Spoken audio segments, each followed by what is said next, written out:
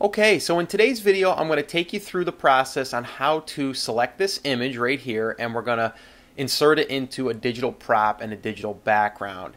And there's a lot of different ways that we can select this image, and it really depends on the background that you're up against. Now, whenever I do a digital prop, digital background with a subject that I'm going to be inserting it into, I usually shoot it on a white background, and it just makes it really a lot easier when you're doing this process. Now there's a few different tools that I'm going to point out. This is the quick selection tool right here, which I'm not going to use today. The magic wand tool, which is the tool I'm going to use today. And then we also have the magnetic lasso tool. Now I'm going to go ahead and select this tool just by clicking on it. Now if we look up here, let me just go over this real quick. The tolerance tells basically the software how much detail you want it to detect. Different color variations is where it's going to detect that. And then all of these things, I'm not going to go through these, just make sure that they're all checked. Okay? All of these we want checked.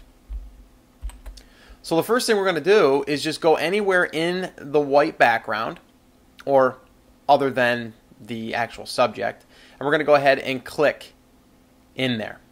Now you can see we even have we're white against white, and we're still able to select that because my tolerance up here is set to 25. Now watch if I change this to 40. Let me back that up. 40. Now watch what happens. Select it and see how it goes into this area, because it's basically the gradient between the different whites is not enough to determine that. So we need to readjust that. So we're going to make it less, the tolerance less. So we're going to make it 25. And you just keep kind of going back until you find one that works for you. So in this example, 25 works really well. Now if we go up here where it says Refine Edge, let me just click on that. This is a nice feature that's in Photoshop Elements 6 and 7. I'm working in Photoshop Elements 6 on a Mac right now, but all of these tools are pretty much universal in any of these programs or any of these versions.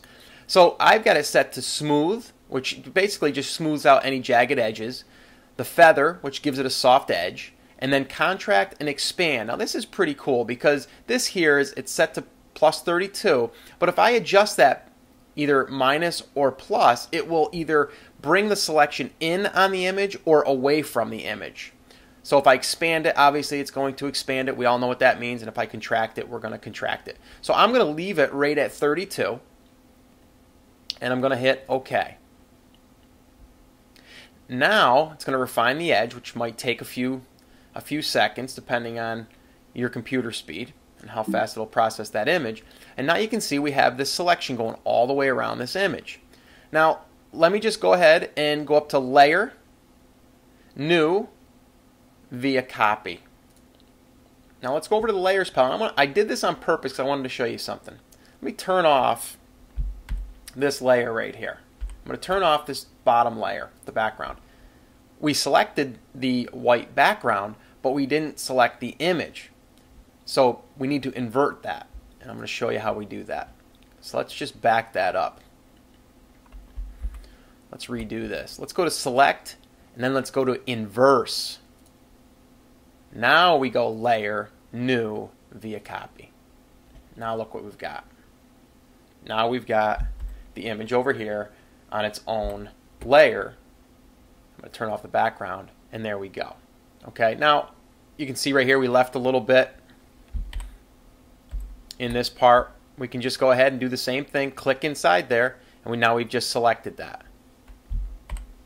Go up here to Layer, New, Cut. We want to cut that because we want to get it out of there. Now watch. I turn it off and it's gone. Okay, I'm not going to worry about this part down here so much because I'm going to be inserting it into a digital background that doesn't really show that. So now let's go to our pointer tool.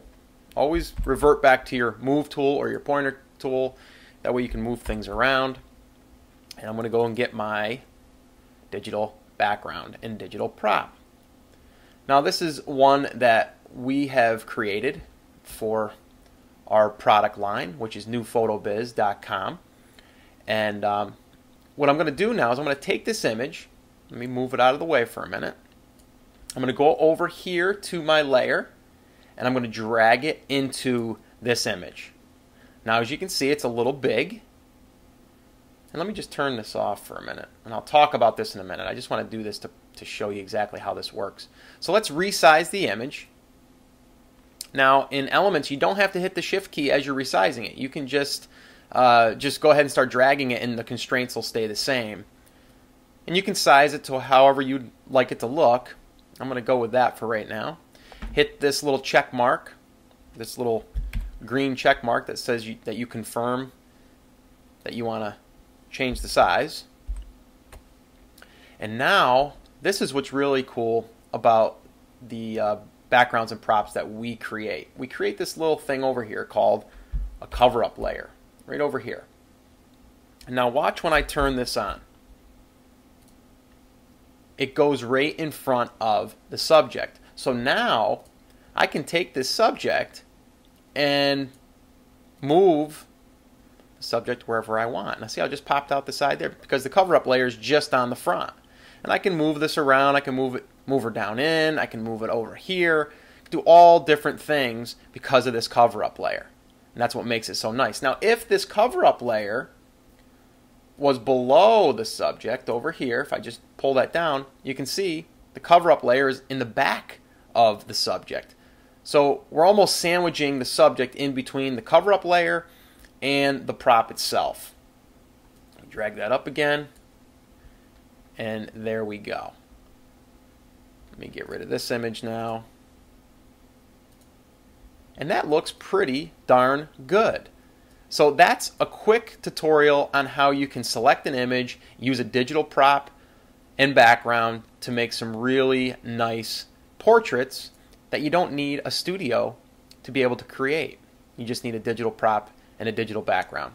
So that's it. That's going to wrap up this video. I hope you've enjoyed it, and take care.